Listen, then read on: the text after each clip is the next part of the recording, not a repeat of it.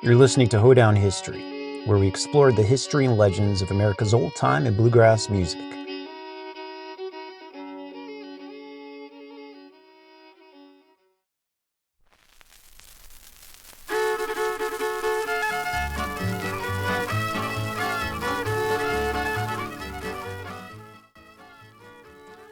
It's considered one of the most popular and widespread of old-time fiddle tunes, and it's been performed and recorded by hundreds of old-time and bluegrass musicians for generations.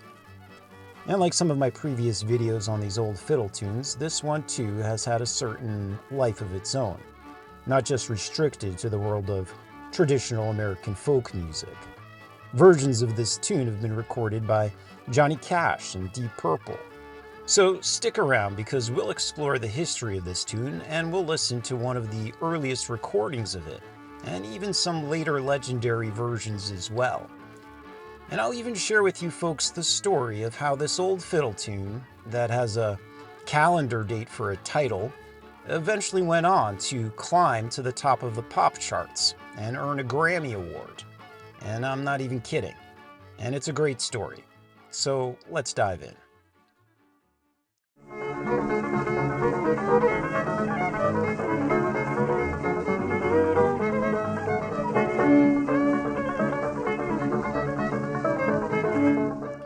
You're listening to one of the very first recordings ever of the 8th of January, recorded by this man, the harmonica player and string band leader Dr. Humphrey Bate.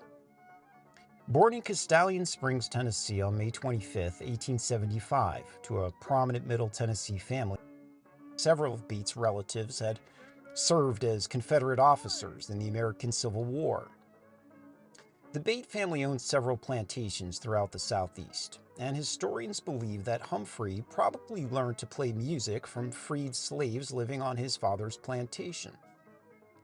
When he was just a teenager, Bate collected pocket change by playing harmonica on steamboats traveling up and down the Cumberland River.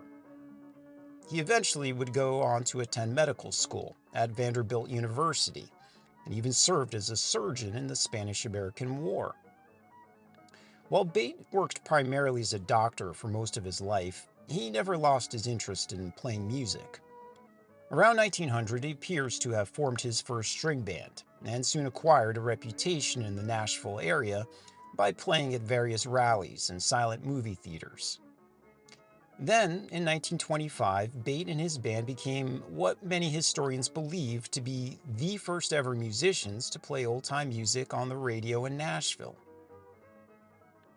In September of 1925, a local Nashville business by the name of Dad's Radio Supply House started up a radio station with the call letters of WDAD, or Dad's as it was known, and Dr. Bate and his band were invited to perform on this station. And then, just 1 month later, in October, a new radio station was also formed, this time with the call letters of WSM. Now, remember those letters. Knowing that he could reach an even wider audience by playing on both stations, Bate accepted the invitation, and over the following weeks he and his band, which usually had the creative title of Dr. Bate's Band, played on both stations, Dad's in the afternoon and WSM in the evening. Little did Bates know at the time that something would change at WSM that would change everything. You see, when WSM first opened, the managers first tried to construct somewhat of a dignified image by broadcasting all sorts of music, not just folk, but also more formal styles like classical and opera. But then two things would happen that would change all of that. First one was that a hot new fiddling craze had just started to sweep the nation, thanks to the promotion of old-time music by Henry Ford.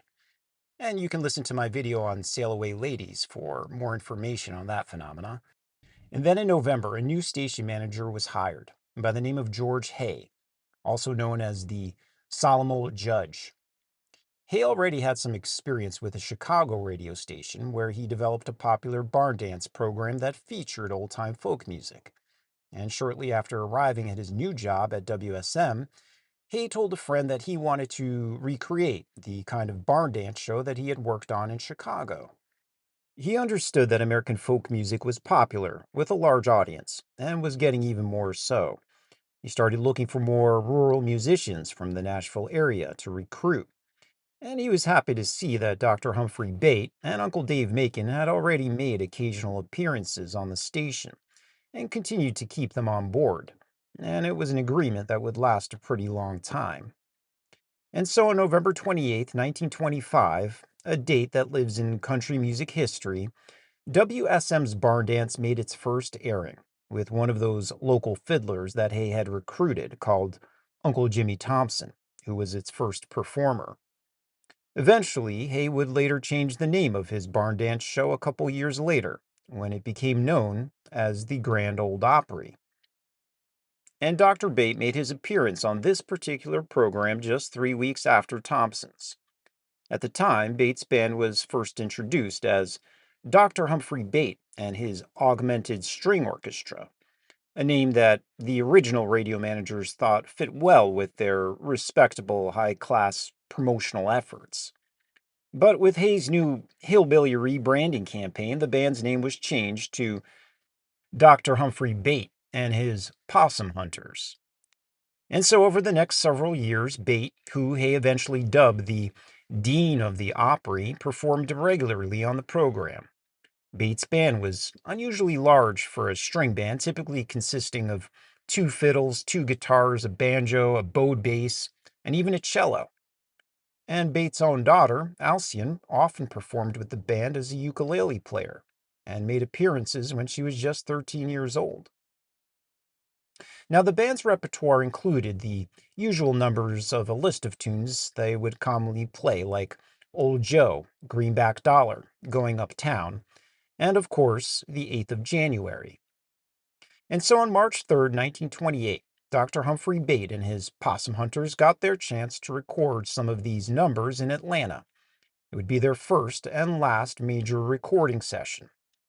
They recorded 12 sides for Brunswick Records on that day, including one of the first ever recordings of the 8th of January.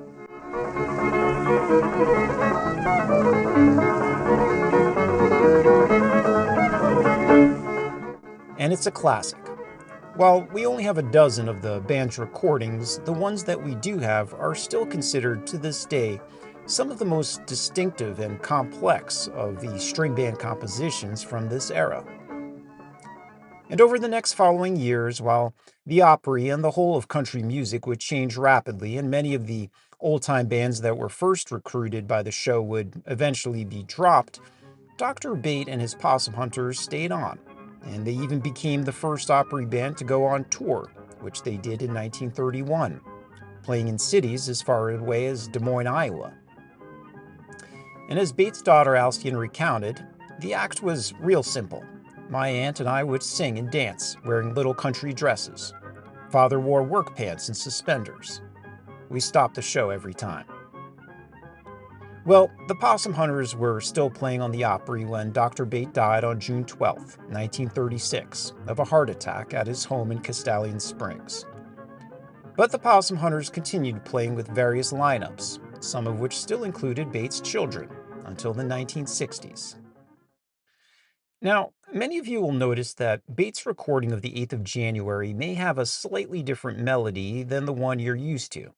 And we'll listen to some other legendary recordings of this tune that may sound more similar, but the fact is there are many different variations out there that share the same title, and quite often parts can be reversed from one version to the next, and sometimes two extra parts are added, and sometimes the B part is even played up an octave. And since our first recordings of the tune in 1928, hundreds of old-time bands and musicians have gone on and recorded their own takes, and there are a lot of good ones out there. And to give you an example of a slightly different variation of the tune, here's a recording from the 1950s of the 8th of January from an almost forgotten Kentucky fiddler, Jim Bowles. Born in 1903 in Monroe County, Kentucky, Bowles grew up in a highly musical community and drew inspiration from numerous local fiddlers. He began playing fiddle at the age of 10 under the guidance of his uncle. His work has been documented as a key source for that traditional sound reflecting the rich folk heritage of South Central Kentucky. And thanks to Bull's recordings, we have this version of 8th of January, which has preserved some elements of early 20th century Appalachian music, which has made him a notable figure among both scholars and enthusiasts. And the first time I heard this one, I had goosebumps all over. It's like a lightning bolt hitting your bones.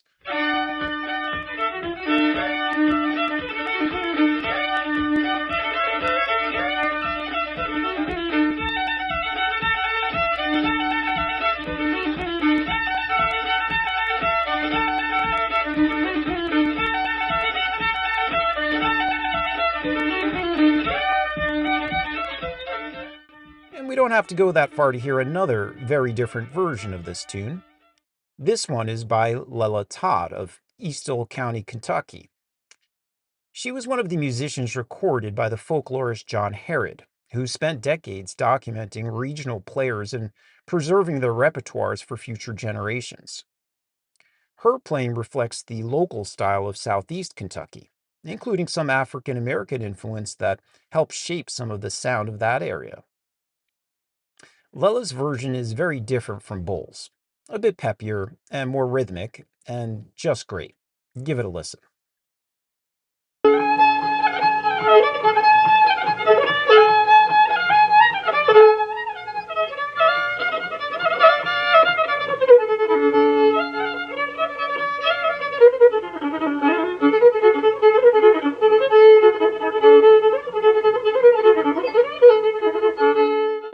And if you've ever wondered how this fiddle tune came into the bluegrass world, one of the people you can thank is this fiddler from Southwest Virginia, Scotty Stoneman. His performances and live recordings of the tune with the Kentucky Colonels in the 1960s were something to behold. Stoneman's version of the 8th of January is simply a tour de force of red-hot, captivating improvisations that go on and on and on, sometimes lasting 5 minutes or more before another instrument can even get their turn. Here's just a sample.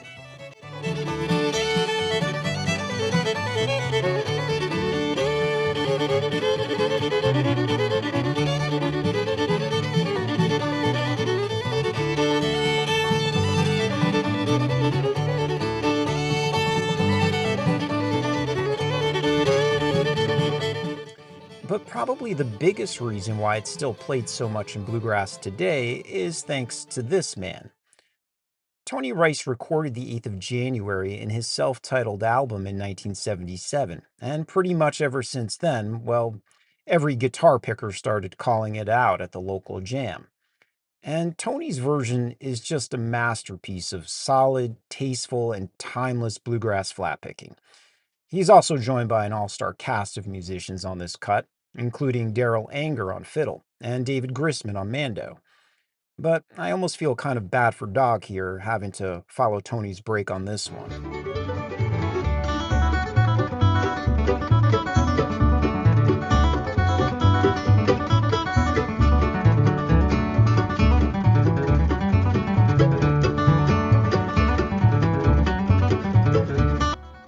And as I mentioned before, this fiddle tune has a life of its own, and is not restricted to just the old-time and bluegrass worlds. But before we can talk about how it went on to become a national award-winning hit, we need to discuss the title, because it'll play an important role in our story. This story begins during the War of 1812. By the summer of 1814, the British had captured and set fire to Washington. But unable to capture Baltimore, they decided on a plan to seize the city of New Orleans, as whoever controlled New Orleans would control the Mississippi River, the vital waterway on which America depended on for much of its trade and transportation in its western and southern regions. Now, enter this man. Hearing of a possible invasion on the Gulf Coast, the commander of the U.S. 7th Military District, Andrew Jackson, left Mobile, Alabama for New Orleans on November 22nd. Jackson was just recently promoted to Major General in the regular army after his successful campaign against the Creek Indians. He reached New Orleans on December 1st and began the task of putting an army together which consisted of Louisiana militia, sailors, Marines, and U.S. troops, as well as some hardy frontiersmen from Tennessee, and Kentucky. And he wasn't too picky in gathering enough men because the ranks would eventually include a bunch of New Orleans businessmen, free men of color, Choctaw Indians, and also a more ragtag bunch of smugglers and privateers. But even with this motley crew, Jackson's men would be outnumbered and under-equipped against the well-trained and more experienced British army, many of whom were veterans of the Napoleonic Wars. Well, on December of 1814, the British troops landed just south of New Orleans with the goal of capturing the city. But Jackson and his men were ready for them. The men had built an earthwork out of mud and cotton bales that stretched on for 3/4 of a mile from the Mississippi River to a cypress swamp on the other side. The earthwork would later be known as Line Jackson, and over the course of 5 days, the British, under the leadership of one General Sir Edward Packenham, made 2 attempts to breach the line, but each time they were repulsed by Jackson's men. Until finally, after receiving some needed reinforcements, Packenham decided to launch an all-out major assault on the line on, the 8th of January. On that day, Jackson's men numbered about 5,700 against 8,000 British troops. The attack got underway before sunrise, and quickly the British were met by the 7th U.S. Infantry and the New Orleans Rifles, which ground the British to a halt. And all this time, the British right was being decimated by the Kentucky and Tennessee militia. So, in an attempt to rally up his troops for one big push, Packenham rode forward bravely with his staff, but was quickly hit by an American volley of bullets. He was carried off the field and would later die of his wounds. Eventually, the firing stopped, and despite the British advantage in numbers, training, and experience, the American forces defeated the British in about 30 minutes. The Americans suffered 71 casualties, while the British suffered over 2,000.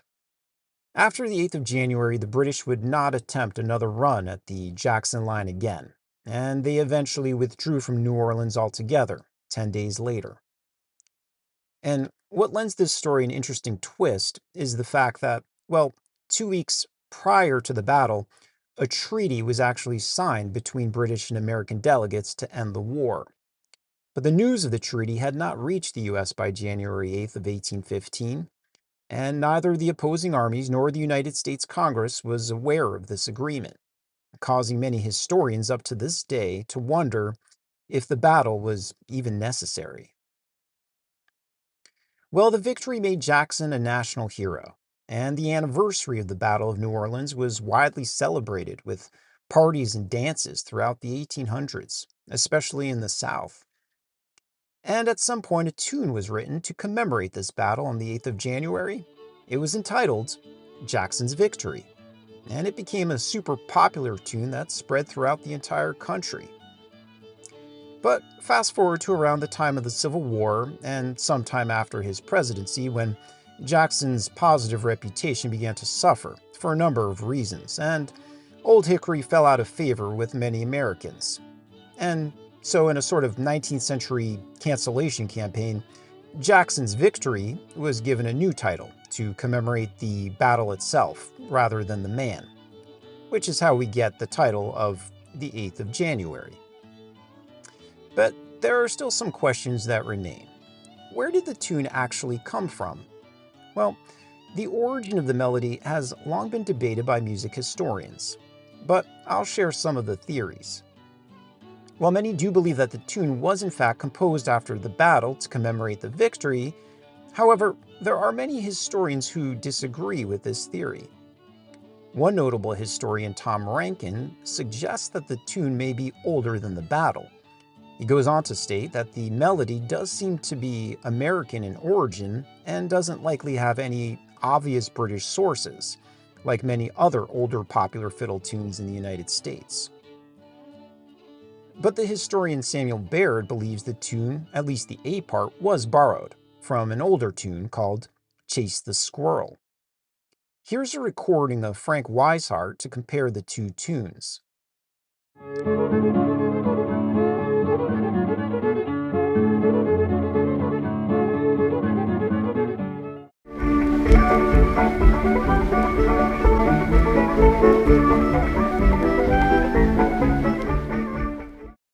While both tunes do sound related, there is no clear historical evidence on which one actually came first.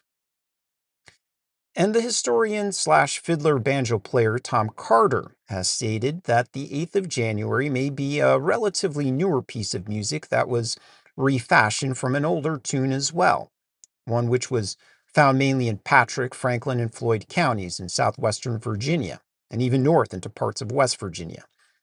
It's a tune that will be familiar to many of my old time listeners. It's called Jake Gilly, or Old Jake Gilly. I'll play both back to back.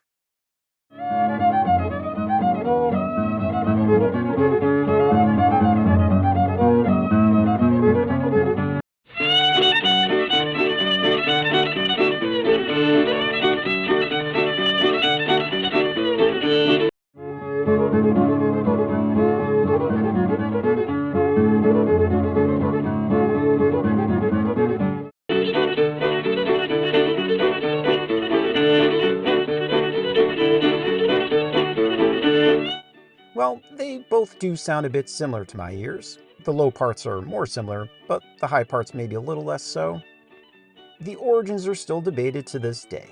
There is no clear documented evidence to suggest which one is in fact older.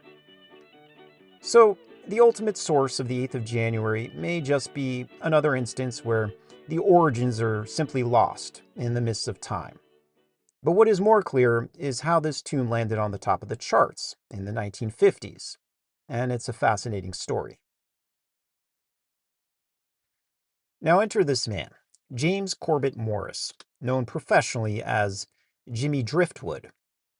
Born in 1907 in the northern Arkansas town of Mountain View, he grew up in a family that liked to compose their own music and play it on mostly homemade instruments.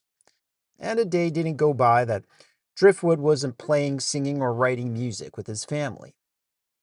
Even as a young boy, Jimmy Morris was known as Driftwood, and the nickname stuck around his whole life.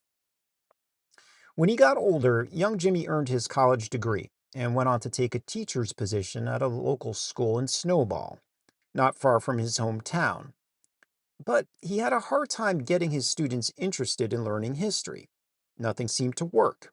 He tried different books, lively pictures, and anything else he thought to get the information to stick in their teenage heads. And then, around 1936, he got an idea. Having had some experience growing up and writing music with his family, he began to write some poetry about some important events in American history, and then set these words to some music.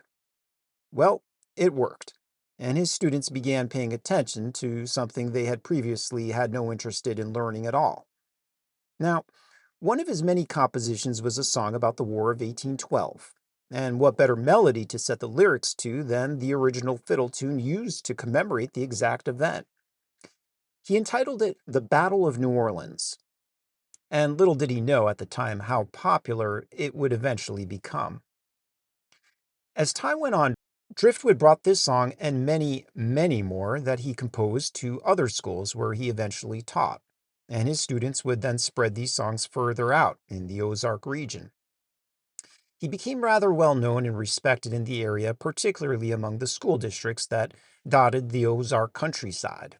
And while his songs were an effective means of teaching and were also just kind of fun, they were designed only as a teaching tool.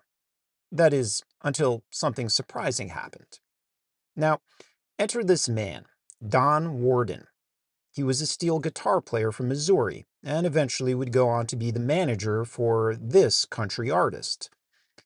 But in the 1950s, he had just started a music publishing company and was looking for some new talent to record.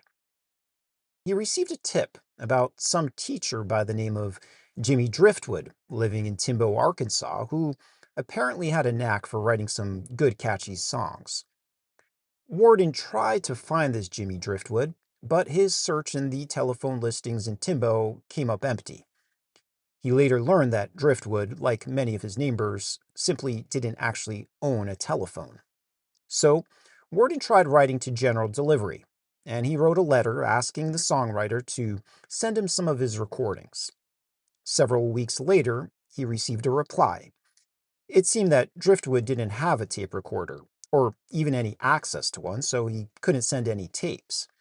But, he wrote, he would like to come to Nashville over the next school break to perform some of his songs in person.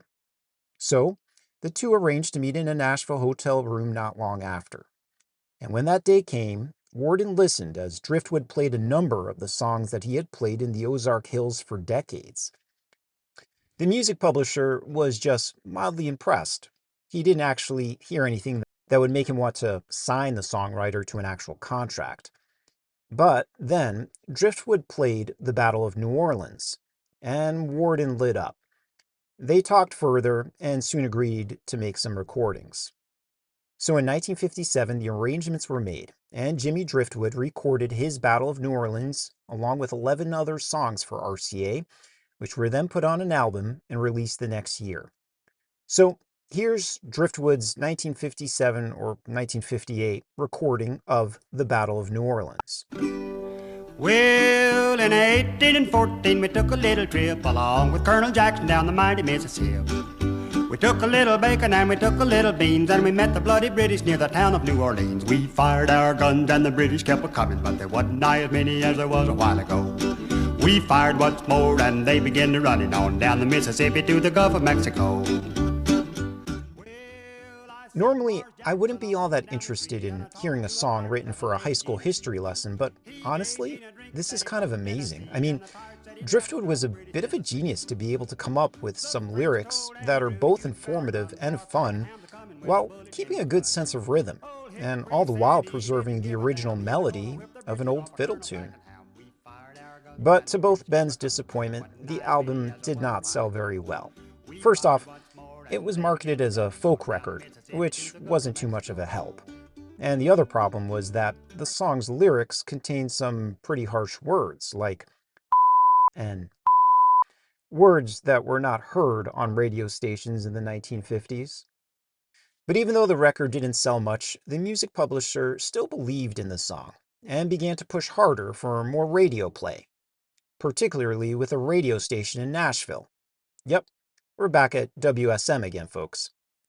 So after a little persistence, the radio programmer at WSM finally agreed to play the song, but he added the stipulation that he would only air the song late at night, when all the kids were fast asleep. And it would be one evening at 2 o'clock in the morning, when Driftwood's Battle of New Orleans was played on the radio, that a certain musician who was driving back home from a concert overheard it in his car. And he loved it. And that man was the country music singer Johnny Horton. Now, Horton was not super well known to anyone other than to some fans of country music at the time. His biggest claim to fame up to that point was that he had married the widow of the country music legend, Hank Williams. But he did have a good gig being a regular on the Louisiana Hayride radio program. And after listening to Driftwood's folk song, he was convinced that, well, with a little modern-day Nashville country music spit and polish, he could make this song a hit. But when he went to his music publisher, Columbia, with this song, the record label folks were not too impressed. But this was 1959, and other songs like Great Balls of Fire and Bird Dog had been crossing over from the country charts to the pop charts. And Horton insisted that this tune might have some crossover appeal as well. And eventually, Columbia gave in and gave him a chance. And so Horton recorded the Battle of New Orleans in Nashville. In 1814 we took a little trip along with Colonel Jackson down the mighty Mississippi. We took a little bacon and we took a little beans, and we caught the bloody British in a town in New Orleans. We fired our guns and the British kept a-coming. There wasn't as many as there was a while ago. We fired once more and they began to running on down the Mississippi to the Gulf of Mexico. You'll notice that compared to Driftwood's more folky version, Horton's recording has a bit more of a polished rockabilly style and a higher production value, which in fact did give it a broader crossover appeal for an even wider audience. Oh, and he also cleaned up some of those lyrics as well. removing the bad words and making it more radio friendly for the time. And it worked. It was an immediate hit. With this song, Johnny Horton soon became a household name, and his recording became the most requested song on the airwaves that year. It shot up to #1 in the country charts for 10 weeks, and it turned out that it also had that crossover appeal he was looking for because it also made #1 in the pop charts in 1959. Altogether, it stayed on the charts for 21 weeks, and eventually his recording sold a whopping 3 million copies. And that's not all. During the second ever annual Grammy show, Johnny Horton won the award for Best Country Performance for playing this song. And of course, we'll not forget old Jimmy Driftwood, who wasn't left forgotten in all of this, as he too was honored when the Battle of New Orleans beat out other hits like High Hopes and Sondheim's Small World to eventually win the 1959 Grammy Award for Song of the Year. So folks, that's how an old fiddle tune, which was borrowed and transformed by a high school teacher in Arkansas in order to teach an American history lesson, became an award-winning hit song. Well, folks, that's all I got on the 8th of January. Hope you enjoyed this one, and once again, thanks for listening.